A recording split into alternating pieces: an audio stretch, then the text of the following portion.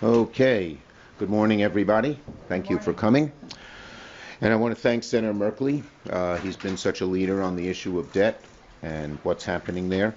And we'll hear about that in a minute. But now, a few moments ago, House Republicans plowed ahead on a morally and financially bankrupt plan to gut Medicaid while cutting taxes for billionaires.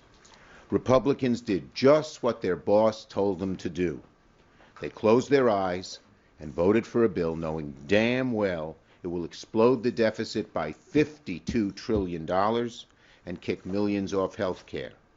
They voted it knowing damn well that American families lose and billionaires win. They voted for it knowing damn well it would gut critical investments for the American people. They voted for it knowing damn well it would mortgage our nation's future to deliver massive giveaways to the wealthiest Americans in the country.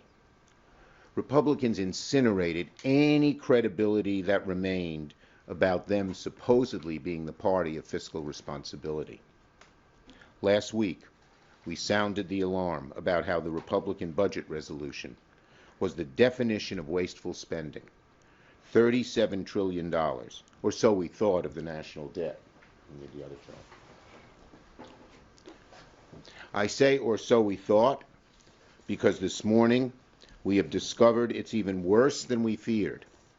This morning the Congressional Budget Office, at Jeff's request, released a new projection showing Republicans' billionaire tax giveaways will actually add $52 trillion to the debt. Not just 37 plus. It's gotten even worse. Even worse. Why? Because Republicans in the Senate didn't just copy and paste the 2017 Trump tax bill. They added over $1 trillion more. This is the Trump's tax scam on steroids. And it's going to bankrupt America. Bankrupt America. All so they can give these tax breaks to the billionaires. It is just incredible. To repeat, today Republicans are plowing forward on their deeply unpopular agenda, while Elon Musk and Doge dismantle Social Security. Congressional Republicans are slashing Medicaid, all the while cutting taxes for billionaires, adding $52 trillion to the debt. The many individual pieces of the Republican agenda are bad on their own, but when they're put together, they're utterly toxic. The struggles Republicans have faced so far are only a glimmer of what's to come. If they had it hard on the budget resolution, imagine how hard it's going to be on reconciliation, with all their contradictory promises clashing with each other. It's no wonder they're a shambles. It's no wonder that Senate Republicans are fighting with each other, that House Republicans are fighting with each other, and House and Senate Republicans are fighting with each other. Because their agenda is so unpopular. Different segments of the party each want to run away from different parts of this agenda. But none of it is popular. It's amazing. They're doing what a small group of billionaires want against the American people's interest, against what America needs. So today and going forward, the only question that matters is this. Are they really going to sign their names to a bill that adds $52 trillion to the debt, slashes Medicaid, all so that billionaires can pay less in taxes?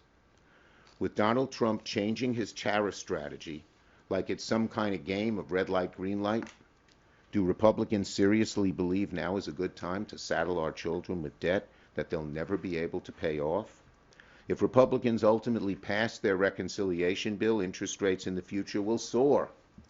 America's greatness will diminish, perhaps never recover. It would be a great decline in the American dream. So much for Republicans being the party of fiscal responsibility. That's out the window. And the worst part is that the Republicans can't even be honest with the American people about how expensive their bill is. Republicans continue to pursue budget fraud through this current policy baseline, something the Senate has never used before in reconciliation. In fact, when they tried it back in 2017, it was rejected. They avoided the question last week, but make no mistake about it, they're now full speed ahead on breaking the rules of the Senate and breaking their word to get it done. Why are Republicans doing it? Simple. They want to cut taxes for billionaires and make our kids pay for it.